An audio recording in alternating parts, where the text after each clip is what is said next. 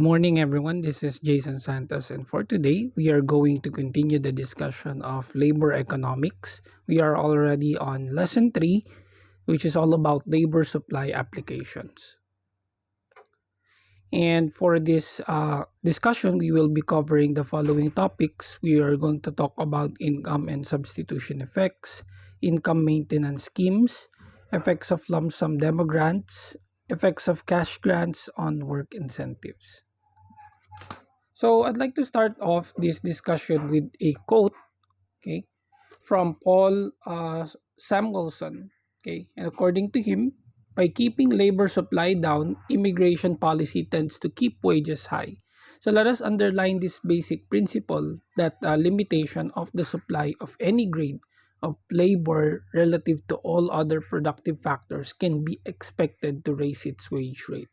An increase in supply will, other things being equal, tend to depress wage rates. So later on in this discussion, I'm going to show you some of the effects of cash grants, support from the government, and how does it affect the entire labor market. Because again, a nation depends on its laborers as its workforce resource. Okay, the manpower is actually one of the best resources of a nation. So therefore, it is just very important for us to make sure that we are properly utilizing them at a government or national perspective. Okay, so let's first talk of the income effect. So income effect talks about whether if income increases, the holding wages constant, and then desired hours of work will go down.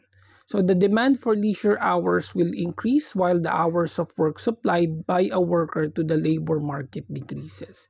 That is income effect is equals to the change in working hours over the change in income represented by Y, and then the wages are constant represented by W, should be less than 0. Okay, that's why when you have a positive result in income, the hours of work falls, or the working hours falls drastically. It is because we assume that the leisure as a normal good, and we will consume more if we had more income. Next is the substitution effect. If there's an increase in the wage rate, it will raise the price and reduce the demand for leisure, thereby increasing work incentives. An increase in the opportunity cost of leisure reduces the demand for leisure. That is, income effect is equals to the change in working hours over the change in income with respect to income holding constant, and that is greater than 0. Okay, and we believe that this relationship should be greater than 0. As for the income maintenance schemes, these are some of the schemes that the governments and countries are doing. Okay, the basic income leisure choice model is useful to analyze the work incentive effects of various income maintenance programs. A government program that provides financial assistance to people in need so that they can maintain a certain income level, or we should be able to reach partial equilibrium effects, or no dynamic changes over time, or general equilibrium effects. The income maintenance programs are simply government programs that are aimed to increase the incomes of certain people in need. Okay, like for example, in the Philippines, certain laws mandated to increase the salary of policemen and nurses, and it is because the country needs more of these people. Okay, if we wanted to build a better military and security workforce, then we have to incentivize the job per se. And in the same manner, during the time of pandemic, okay, we need more nurses, more people working in the healthcare industry. That's why the government has opted to give, okay, additional cash grants and incentives for these people. However, these let's just take note that some of them might be partial and not dynamic or long term, because it will affect. Okay, there will be certain effects in the labor supply. The salary for cops were actually doubled. Okay, and reflected to 100% wage increase. So let's say, for example, you're just earning 20,000 before the law was enacted. After that, since we're talking of 100% wage increase, it's going to be 40%. So it's a 100% jump. What that is going to do, or the effects of that, is that more people will now be enticed to work for the military and the police. Okay, because they have been given these incentives to 100% increase in their salary. Okay,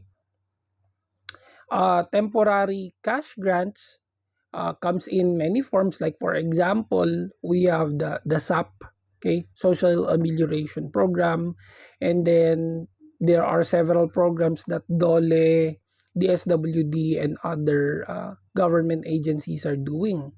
Okay, like this one, the DOLE Integrated Livelihood Program, or the DLIP. This program seeks to contribute to poverty reduction and reduce the vulnerability to risk of working poor. Okay, so there are many packages within these programs, like the DILP, or DOLE Integrated Livelihood Program, or Tulong Panghanap Buhay for the Disadvantaged Displaced Workers, or TUPAD, or Emergency Employment Program. And these are just among some of the many types of programs that governments are doing uh, to aid, okay, poverty, and somehow, okay, give opportunities to work in exchange for cash. Okay, so policy application here, we will see that labor leisure model suggests that cash grants could reduce incentives to work. Later on, we will be able to see that. Okay, welfare programs create work disincentives. Welfare reduces supply of labor by increasing non-labor income, which raises the reservation wage. The income maintenance program are again simply government programs that are aimed to increase the incomes of certain people in need. Okay, so the cash grants are grants that are based on purely demographic. Okay, demographic principles. So when you talk of demos, we're talking of age, sex, certain classifications like salary, whichever sector they belong in. Okay, these are lump sum transfers and universal to targeted demographic with certain predisposed characteristics. Like for example, okay, seniors and retirees, single parents, 4Ps, and these are then called demo grants. So we have to just establish what is the collective term for these, and these are what we call demo grants. In the Philippines, okay, in March 24, the Philippine Congress passed an emergency measure to build an initial stimulus package from realigned and reallocated budgets under the Social Amelioration Program, or the SAP. The bulk of this initial budget amounts to $4 billion for 2 months, and is meant to subsidize the basic expenses of 18 million low-income household with cash handouts of 100 to 160 US dollars. So if you would remember, this happened sometime during 2020 and summer last year, 2021. Okay, so regardless of or yes, certain demographics, okay, if you qualify as determined by the barangay, you would be able to get a lump sum cash. Okay, so there was another 82 million US dollars initially targeted to provide uh, around 710,000 affected workers with cash assistance worth around 60 to $200. So this is aimed to not just give sustenance for poor people, even middle class people, but also to rescue small businesses by giving them enough financing. Okay, so this is an example of a demo grant. And now we will look at some of the effects of these demo grants into the labor or workforce. Okay, so in this first chart, we could see some of the work incentive effects of lump sum demo grant.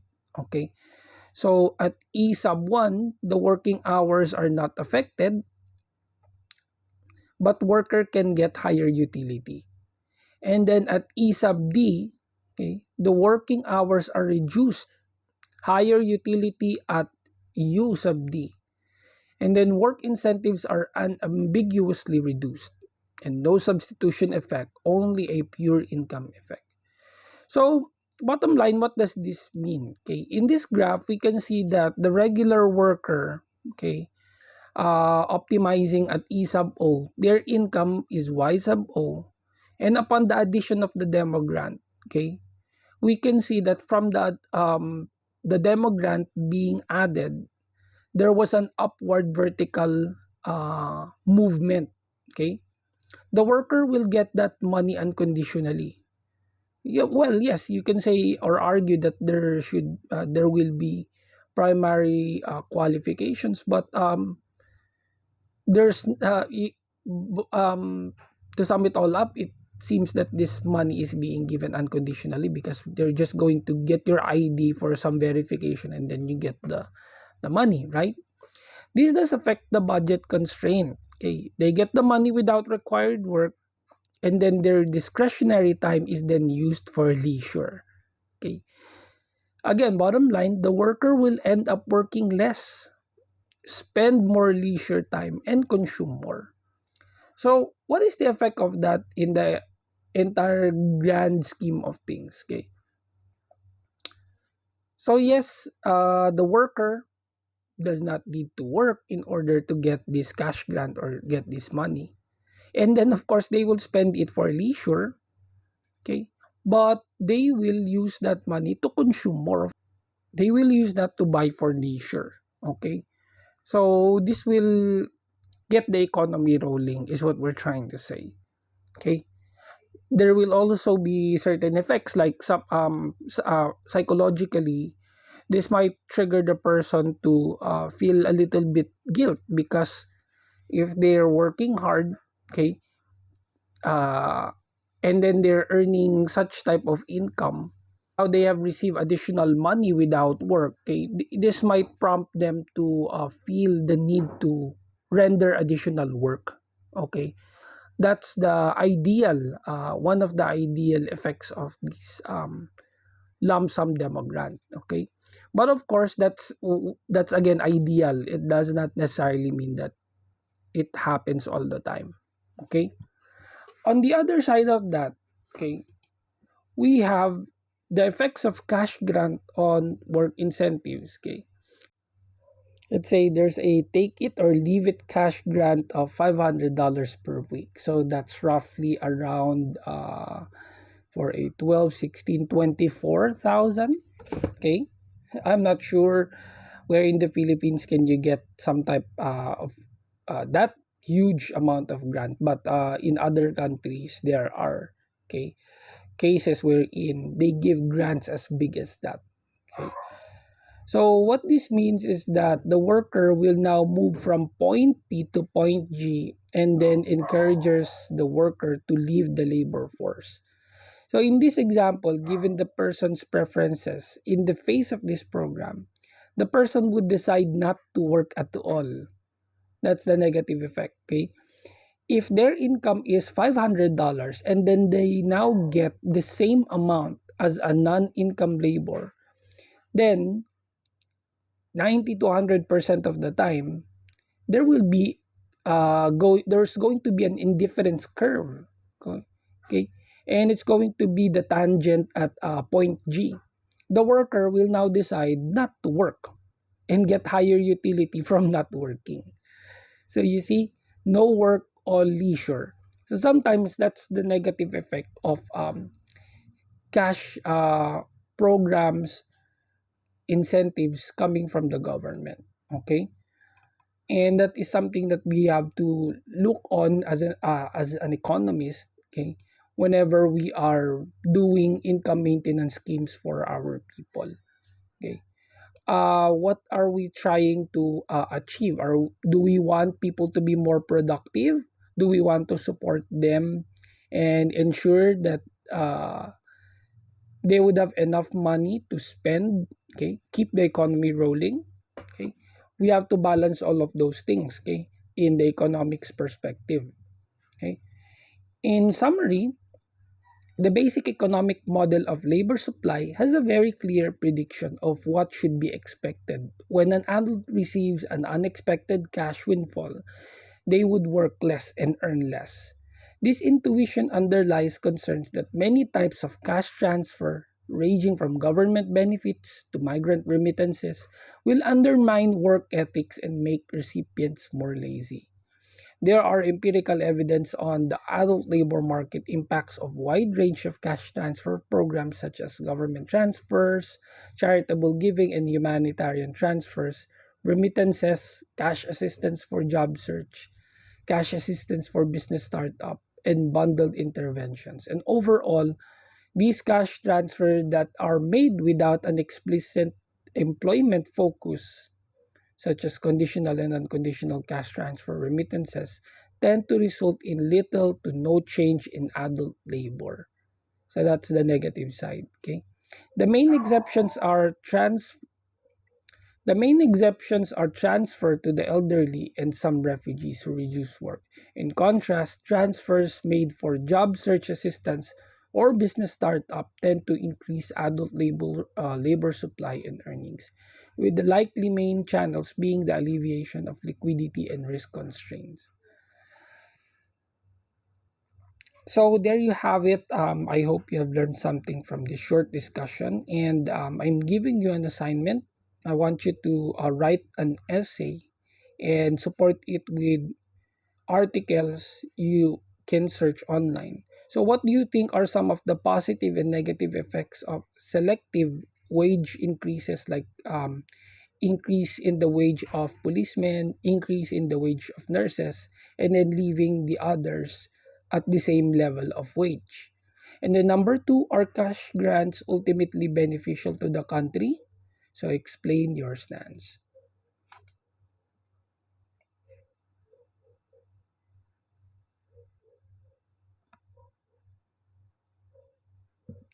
So there you have it. Thank you so much, and I will see you on the next video.